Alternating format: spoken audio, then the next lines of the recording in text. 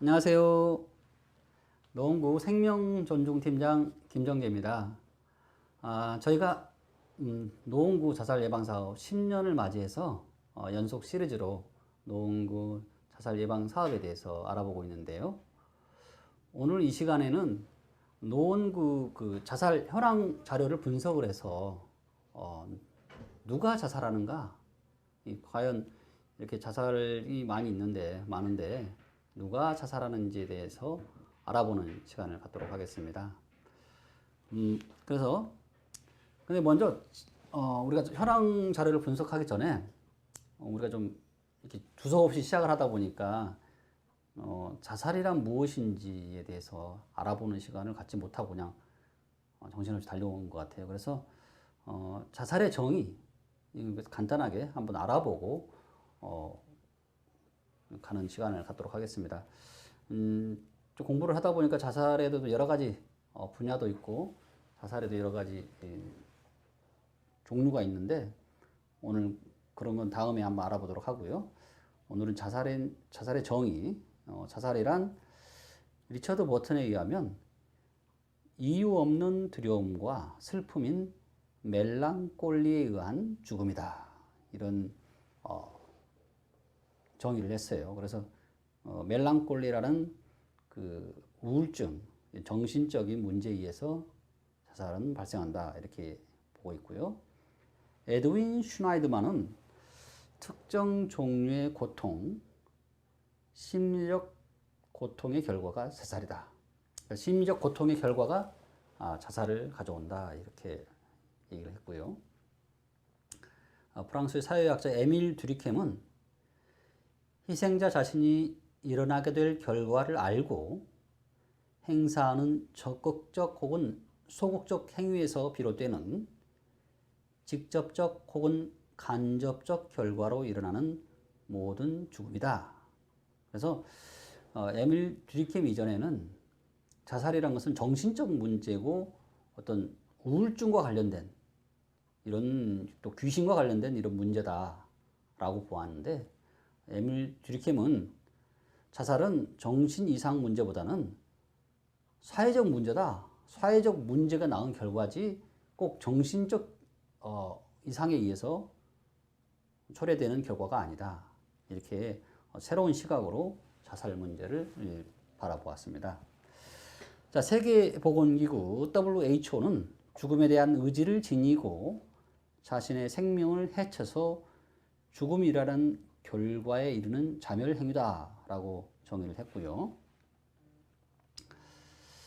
또 토머스 조이는 짐이 된다는 느낌과 좌절된 소속감으로 인한 절망과 심각한 자해를 가할 수 있는 습득된 능력의 결과다.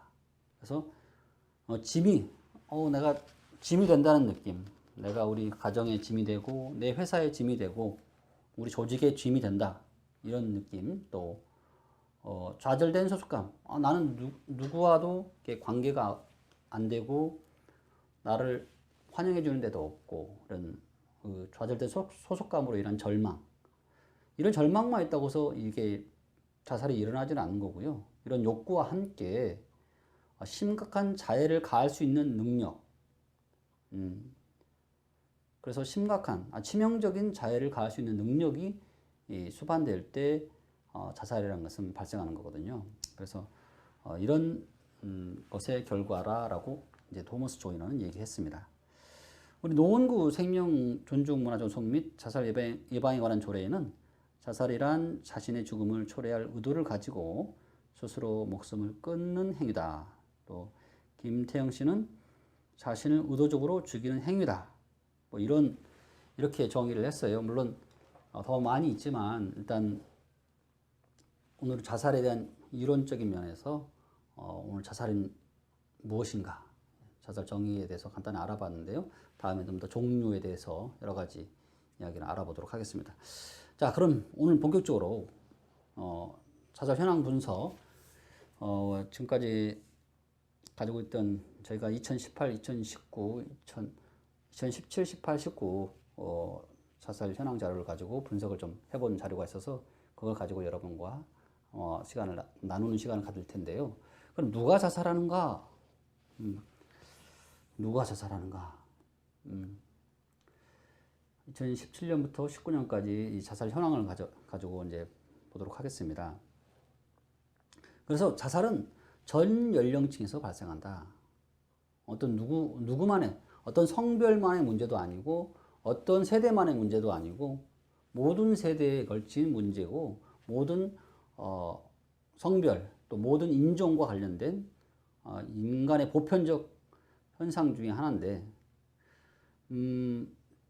2017년에는 이제 저희가 129명, 2018년 138명, 2019년엔 127명에서 394명이 돌아가셨습니다. 거의 400명 가까이 한 분이 자살로 이렇게 돌아가셨는데요. 남자가 271명, 여자분이 123명 이렇게 됐었고요. 그리고 여기 통계청 사망 통계 자살 현황과 노원 경찰서 수사 기록 중 자살 현황이 이렇게 있는데요. 이게 어떤 차이가 있냐면 통계청 사망 통계는 노원구 주민이 노원구에서만 돌아가시는 게 아니라 전국에서 돌아가시는 거기 때문에 전국적인 데이터를 가지고 자살 현황 분석을 한 거고요. 노원 경찰서는 노원구 관내의 어떤 자살 사건에 대해서 분석을 하고 통계를 잡은 거라서 약간 틀립니다. 그래서 노원구 경찰서에서는 206명이지만 전국적으로 우리 노원구 주민이 돌아가신 분들은 271명이 되겠습니다. 그래서 이제 남자분들이 여자분들에 비해서 이렇게 많이 돌아가십니다. 그래서 남자가 자살한다 이런 결론을 맺을 수가 있겠죠. 하나의 획일적인 사건은 아니고요. 획일적인 이론은 아니고 10대, 20대의 경우에는 여자분들이 더 많이 자살하십니다. 그래서 이제 30대 이상 보편적으로는 또 남자가 많이 자살을 하는데요. 그러면 왜 남자들은 더 많이 자살하는가? 저도 남자인데 한번 이 남자가 더 많이 자살하는 현상은 세계적 보편적 현상입니다. 우리 한국 사람이기 때문에 남자가 더 많이 자살하는 건 아니고 미국, 일본, 프랑스, 스웨덴, 덴마크 모든 나라에서 남자가 더 많이 자살을 하고 계세요. 여자보다는 남자가 더 많이 자살합니다. 그것도 3배, 4배 이렇게 남자가 많이 자살을 하고 있는데 왜 그럴까? 이제 다른 선진국에서도 많이 연구를 했었고 또 우리나라에서도 연구를 많이 했었는데 왜 남자가 더 자살하는가? 남자의 그 폭력 성향, 그 남성다움 이런 것들이 어떤 남을 다치게도 하고 남을 공격할 수도 있겠지만 어떤 계기가 어떤 어려움이 닥치면 그 공격성이 자신에게 향할 수도 있기 때문에 그런 성향이 이 자살을 더 많이 하게 하는 원인이 아닌가. 또 두 번째는 이제 남자들이 그 가부장 문화, 부양 의무, 이런 가부장 문화 또 이런 게 있다 보니까 도움이나 돌봄을 요청하지 않아요. 말을 하지 않아요. 아프면 아프다고 얘기를 해야 하고 도움이 필요하면 좀 도와주세요. 이렇게 말을 해야 하는데 남자들이 존심이 있어가지고 그런 말을 안 하는 거예요. 그런 것들이 남자가 결국은 자신을 스스로 더 어렵게 하고 결국은 극단적 선택을 하게 하는 원인 중에 하나가 아닌가 이런 생각을 해서 그 대신 여러분들도 하여튼 남자들은 좀 도와주세요. 이 한마디 할 수 있는 사람이 너무 건강한 사람이고 또 좋은 사람이니까 도와달라는 말을 어렵게 생각하면 안 될 것 같습니다. 자, 치명적 수단에 대한 훈련 및 익숙함. 그렇죠. 저도 군대를 갔다 왔는데 남자들은 군대를 많이 가고 꼭 군대를 안 갔다 할지라도 군대 안 가는 나라 남자들도 어렸을 때부터 전쟁 놀이라든가 가지고 노는 게 총이나 칼 뭐 이런 좀 돌멩이 이런 것들 가지고 많이 놀잖아요. 그래서 미국 같은 경우는 남성이 총기를 많이 소지를 하고 있습니다. 그래서 남성은 가정을 보호하고 외부의 적으로부터 가정을 보호하고 하다 보니까 그 총, 칼 이런 것들에 많이 노출되어 있고 많이 사용하다 보니까 더 많이 남자가 자살을 합니다. 또 남성들은 또 약물 남용 비율이 크고 또 담배, 알코올 이런 것도 좋아하잖아요. 그래서 이런 문제들이 남자가 이제 극단적 선택으로 가게 하는 그런 원인 중에 하나고요. 또 남성들은 여성들에 비해 소속감 확보에 어렵다. 그래서 소속감을 잘 느끼지 못하고 잘 어울리지 못해요. 그래서 그 대표적인 예가 경로당에서 할아버지 방, 할머니 방이 있으면 할머니 방은 이렇게 사람들이 많으신데 물론 인구가 할머니들이 더 많이 계시기도 하지만 할아버지들은 서로 이렇게 서먹서먹하니까 대화할 거리도 없다 보니까 이게 할아버지 방은 썰렁하고 할머니 방은 사람들이 많고 그러다 보니까 오히려 할아버지들이 할머니 방에 가시는 경우도 많고 그래서 좌절된 소속감. 그래서 대부분 또 할아버지들이 또 저기 공원에 가서 장기 두시고 바둑 두시는 게 전부가 그게 소속감이 아니잖아요. 근데 그러다 보니까 이 좌절된 소속감이 더 남자에게 더 심하다 이런 생각을 해요. 그런데 자살 시도는 여자가 남자보다 3배, 4배 더 많습니다. 그래서 결론은 뭐냐? 실제로 자살하시는 분들은 남자가 3배, 4배 더 많고 자살을 시도하는 거는 여자분이 남자보다 3배, 4배 더 많으니까 결국은 죽고자 하는 것은 같다. 다만 이거를 실행할 수 있는 능력이 있느냐 없느냐 그런 실행을 성공했느냐 안 했느냐의 차이일 뿐이지 결국은 이제 죽고자 하는 거는 똑같은 거라고 생각이 들어요. 그래서 또 이런 것을 보다 보니까 여자분들이 훨씬 더 우울증이 더 많거든요. 우울증은 여자분들이 훨씬 더 많은데 실제로 많이 자살하시는 분들은 남자분들이잖아요. 그래서 꼭 물론 우울증 중요한 원인 중에 하나지만 그 자살이라는 결과물과는 직접적 관련성이 약간 아주 많지는 않다. 어느 정도 있긴 있지만 그 자체가 절대적이지는 않다라고 생각할 수 있을 것 같습니다. 자, 연령대별 자살 비율을 한번 비교를 해봤습니다. 왼쪽은 연령별 인구 현황, 또 오른쪽은 연령대별 자살자 수 비율 이렇게 되어 있습니다. 그래서 그 연령별 인구 현황을 먼저 보면 10대는 10.7%, 20대는 14%, 30대는 12%, 40대, 50대가 16%죠. 60대는 12.2%, 70대는 6.8%의 인구 비율이 있는데, 근데 돌아가시는 분들 한번 봤더니 어떻게 되냐. 30대를 먼저 볼까요?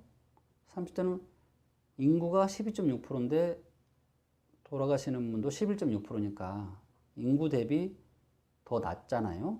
근데 40대는 인구는 16.8%, 근데 돌아가신 분의 비율은 17.5%로 더 높아요. 50대도 인구는 16.7%인데 돌아가신 분은 17%로 높긴 하지만 거의 비슷한 거죠. 인구 대비 돌아가시는 사람의 숫자는 비슷한데 60대부터 조금씩 이제 더 훨씬 높아집니다. 60대는 인구는 12%인데 돌아가시는 분들이 16%로 이렇게 높아지고요. 70대는 인구는 6.8%인데 비율은 돌아가시는 비율은 14% 이렇게 훨씬 더 2배 이상 많고, 또 80대 이상은 인구는 3.4%밖에 안 되는데 돌아가시는 분은 거의 11%에 가까우니까 3배 이렇게 많잖아요. 그래서 60대 이상에서 인구 비율 대비 자살자 비율이 높다, 이런 것을 알 수가 있어서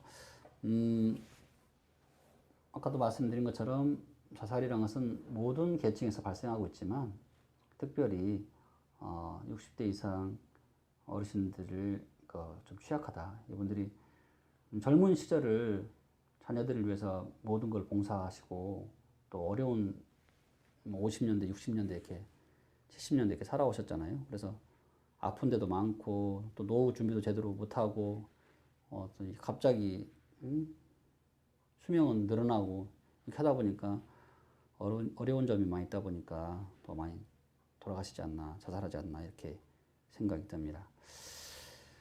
자, 그러면 직업별로 자살 현황을 한번 봤습니다. 그래서 직업별 자살 현황을 보니까 최근 3년간 노원 경찰서 자료를 통해서 보았는데요. 자살자 189명 중에서 실업자 무직 실업자분이 97%로 97명으로 51.3%를 차지했어요. 그래서 돌아가신 분의 50% 이상이 무직 상태였다. 그래서 무직 상태이다 보니까 경제적으로도 굉장히 어려웠을 거고 또 경제적으로 어렵다 보니까 또 정신적으로도 많이 어렵지 않나 이렇게 생각되고요. 정규직은 20명으로 10.6%, 또 일용직은 18%로 9.5%. 그래서 지금 전체적으로 전 연령대에 걸쳐 무직자의 자살 비율이 높다 이렇게 말씀드릴 수 있겠습니다. 그래서 실업과 자살률은 비례 관계에 있다고 이제 합니다. 그래서 무직자와 자살 비율은 굉장히 연관성이 있는데 지금 코로나 사태로 인해서 이제 하나 좀 말씀드리고 싶은 거는 지금 코로나 사태 때 자살 비율이 조금 줄었어요. 작년에 비해서 전국적으로. 왜 그럴까 사람들이 이제 이유를 이제 생각을 해보면 예전에는 이게 무직 이제 결국은 이제 실업자가 됐다는 원인이 본인의 잘못, 본인의 그 귀책 사유가 본인에게 있다. 내가 못났으니까 실업이 되고 내가 가게가 안 된다고 해서 자신을 자책하는 경우가 많았었는데 이번 코로나 사태는 이거는 내 책임이라기보다는 이 코로나라는 재난에 의한 어쩔 수 없는 실업이 많기 때문에 사람들이 같은 실업을 당했음에도 불구하고 그 마음이 옛날 같지 않은 거예요.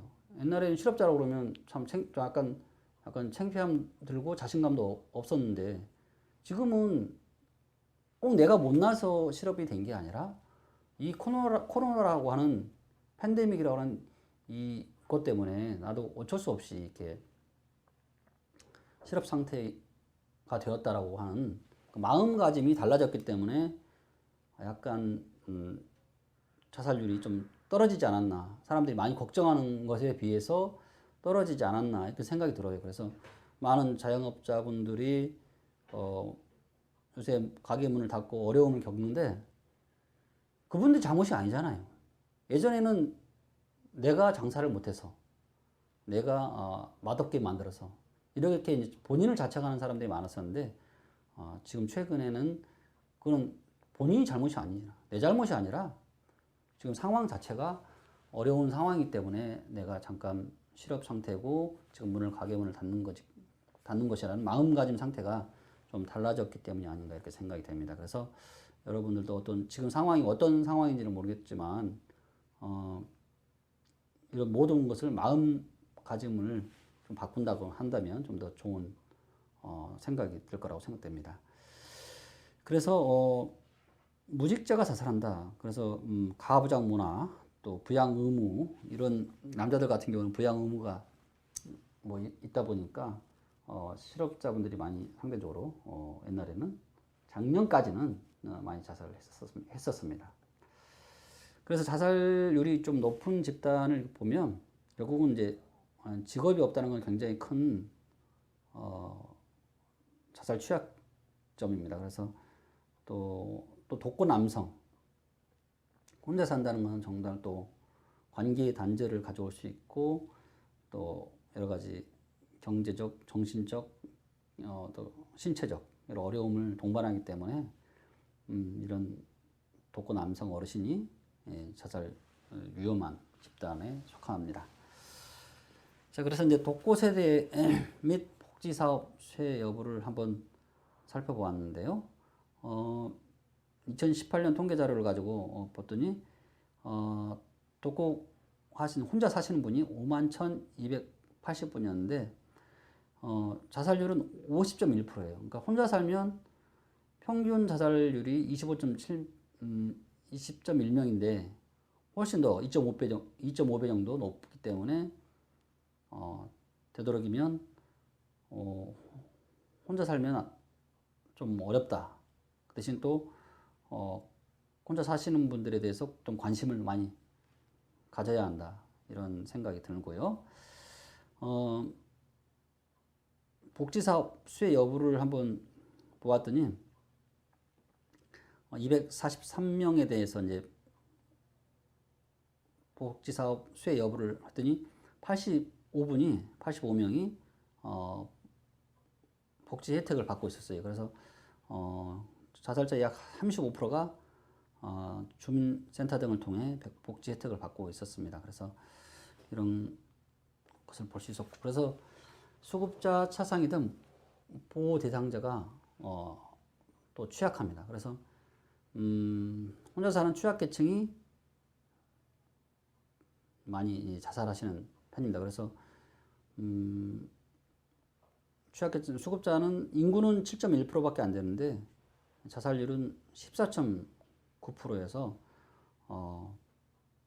혼자 사는 취약계층이 굉장히 위험한 군에 속하는데, 이런 것들을 좀 보고 우리 주변에 어려우신 분들을 한번 살펴보고 도와주는 여러분들이 되었으면 좋겠습니다. 그래서 오늘은 누가 자살하는가 이 문제에 대해서 알아보았는데요. 결론적으로 말씀드린다면 50대, 60대, 70대 혼자 사는 직업이 없는 남자가 위험하다. 그분들이 많이 자살하신다. 이렇게 볼 수 있는데요. 여러분들도 저도 이제 50대인데 다행히 이제 혼자 살고 있지는 않습니다. 그래서 친구들에게 항상 그래요. 저는 이제 아내에게 잘해라. 그래서 뭐 혼자 살지 말고 아내에게 잘하고 꼭 붙어 있어라. 이렇게 말을 하는데요. 여러분도 관계를 끊는 것은 쉬워요. 그렇지만 관계를 끊으면 그만큼 어려움이 닥칩니다. 그래서 관계를 유지하고 관계를 유지해가고 관계를 끈을 놓지 않는 그런 노력이 우리 모두에게 필요한 것 같습니다. 코로나로 인해 많이 힘드실 텐데 힘을 내시고 내년에는 더 좋은 일이 있을 거라는 희망을 가지고 오늘 하루도 열심히 살아가는 여러분 되었으면 좋겠습니다.